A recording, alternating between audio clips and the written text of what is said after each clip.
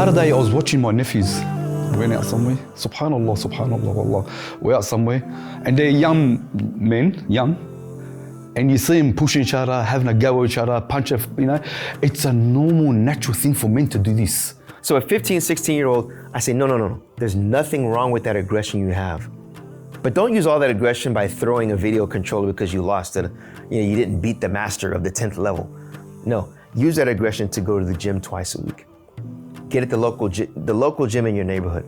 Join it from 6 to 8 p.m. twice a week. Get with other people. Get hit, fall down, make mistakes in front of other people.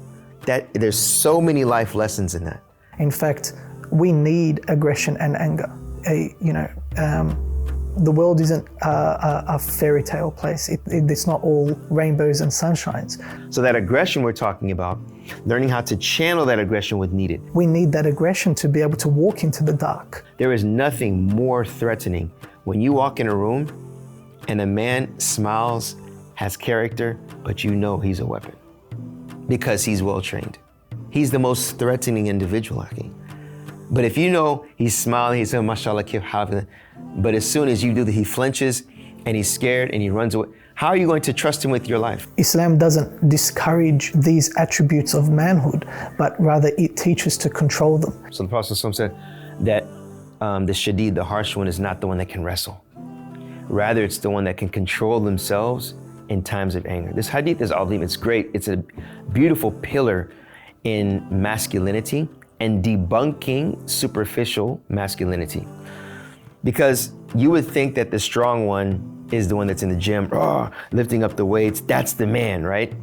But a lot of those guys in the gym that's lifting like that, they have real problems and they haven't faced it yet. And lifting that iron is the way that they kind of run from their problems or deal with it by hitting a bag, lifting iron, right? The real man is the real aggressive one is the one that's aggressive against his nafs, his desires, that which is detrimental to that ultimate purpose.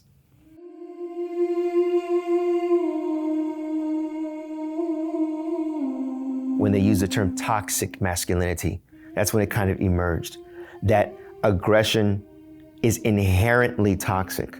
The red pill and feminism ideologies, their belief systems, their way, a paradigm which you view the world, and both of them are kufr. Yes, within them there's aspects that are true, as with Christianity, as with Judaism, as with any other system. But in essence, anything that has even an atom's weight of wrong in there is kufr, it's not Islam. It's more so as a way of flying in the face of feminism and the establishment of today. And it ends up causing even more problems for society because now you're creating men who they don't see women as people to really work alongside with, but it becomes a problem of domination again. Masculinity is not what people are saying. Strong, money, be violent and be whatever and rough and hard against the women and whatever. No.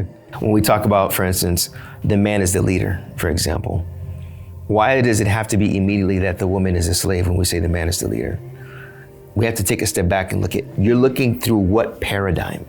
People who turn to this is because they have a gap, they have a hole, they have something missing inside of them that they didn't fill with Islam. They didn't fill with their Lord. So these ideologies, again, it comes back to that person's nafs and desire. Had he or she known Islam properly, they would have realized they don't need that. And Allah Azza wa Jal gave us this deen and He gave us honor through this deen. And Umar ibn Khattab told us, if you seek honor through anything other than this deen, it will disgrace you. And that's what's happening. We're facing the same issues that the non-Muslims are facing without even knowing that we have the answer in our deen. How sad is that? As we see the emergence of the red pill movement or MGTOW, these movements that kind of push men to be the best version of themselves, but it's something that relies on the tangible. It's something of this world, of this life. It doesn't go beyond this life. But as Muslims, everything starts from the verse in the Quran, وَمَا خَلَقَتُ الْجِنَّ وَالْإِنسَ إِلَّا لِيَعْبُدُونَ.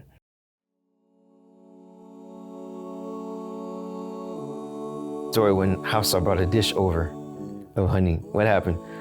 Aisha radiallahu anha was his wife, one of his wives. Hafsa was his other wife. The dish came over, the khadima took the dish, the servant, she took the dish. Aisha took it.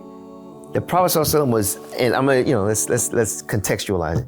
He's hanging out with his boys, radiallahu anhu. Aisha comes, drops the dish. The dish breaks, bro, in front of everybody. غارت أمكم غارت أمكم غارت أمكم. The Prophet said, your mother's jealous, your mother's jealous. Calm down. He was like, hey, come over here, what you want? No, it was nothing like that. It was, your mom's jealous, man. I have more than one wife. The other wife, the competition, she doesn't like it. She broke the dish. What'd he do? He gathered the dish, man. He gathered the dish, got a new one, and sent it back to her. Patience, rifqan. The Prophet said, rifqan bil qawarir. Gentleness, be gentle with these vessels. If you look at our Prophet Muhammad sallallahu alaihi wasallam, he was strong, he was loving.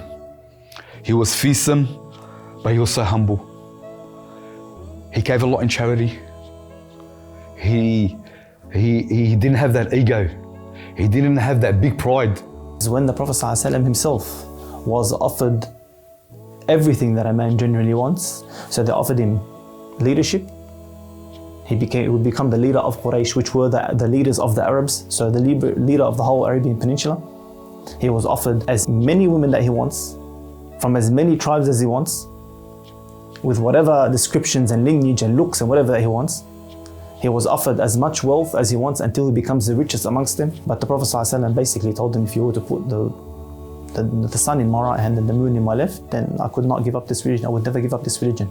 He is a man's man, full stop. You want to learn how to be a man?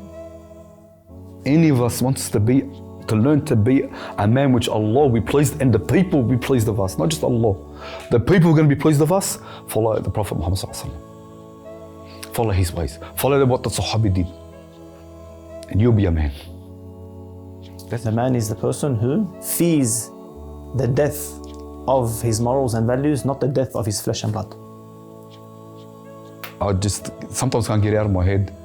When our Prophet Muhammad sallallahu alaihi wasallam when he went into Mecca with the 10,000 strong soldiers of him, he came to Mecca to overtake Mecca now. That's after what, 20 years or so of persecution, of killings, of murders, of torture, of people dying and everything. Arabia has never seen so many soldiers in one go come. Our Prophet Muhammad sallallahu alaihi wasallam, on the back of a Dabba, horse or camel, I can't remember, rid in with his head down, 10,000 men around him. He just had to go like that. He would have demolished the whole city, every single person. He had the right to do it and he had the ability to do it. He had the strength to do it. He had the men to do it. He walked in there humble. He walked in there, he had all the strength. He had everything to do it. No problem. Allahu Akbar. He looked at the people and said, what do you think I'm going to do with you today? They said, you are a generous man, son of a generous man, son of a generous man. He said to him, you are free to go today. If you can't take him as a role model, mate, there's something wrong with you. Everyone should study the seerah of the Prophet. Everyone should be, you want to be a man? Look up to him. He had all the strength, all the power, all the might, all the money. People are talking, as you said, on these programs and whatever, and they're saying, we got this and look what we got. Look at our Prophet. He had everything. He had the world under his feet. The world. Look up to him. We're looking to anyone else. He was humble. He was forgiving. He had mercy. He was strong. He used to wrestle. He used to fight. He was a lion when he went to battle. Lion! The Sahabis used to hide behind him when he went into battle. They used to hide behind him. What a man. And yet, he used to pray at night. He used to read the Quran. He give out charity. This is our example. We need him. We need him. We need to follow him because we're going to lose everything if we don't.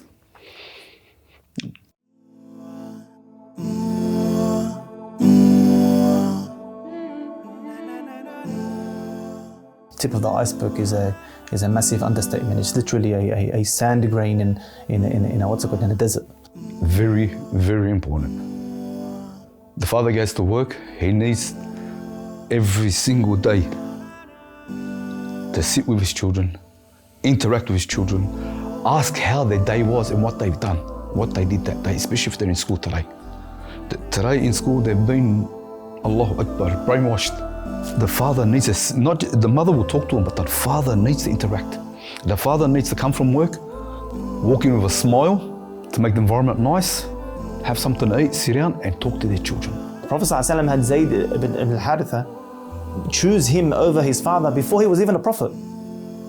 Before he was even a prophet, through his akhlaq and his muamala. Right, and absent parenting, it's not limited to just parents not being involved in their child's life, but even parents who assume that they're involved. I was speaking with someone the other day who gave a really good example of this. He said that, he spends time with his kids. He lets them sit on the floor, drawing or playing whatever games they do, and he's on the couch on his phone, and he says, but I'm speaking to them. Today, it's not like before. The village raise your children. We don't have that village anymore. You only got you and your wife in your house. So you need to work a lot harder than what it was like before. Children are incredibly intelligent, and they can tell when a parent is actually involved. Having your phone in your face is enough of a signal to your children that even though, yes, you're here, there's a part of you that isn't. Get to the gym with his father. That's another thing. A lot of shabab now in UMA, subhanAllah, man, they actually bring their sons, their teenage sons, after the age of 14, 15.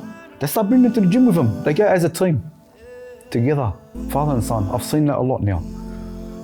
I see that, it's mashallah, that's very, very good. He's interacting with his son. He's watching, he's watching over his son, and he's teaching him. A point of reflection that I tend to ask parents is, when was the last time that you took one of your children out for a one-on-one time? Because most people in the Muslim community have multiple children, right?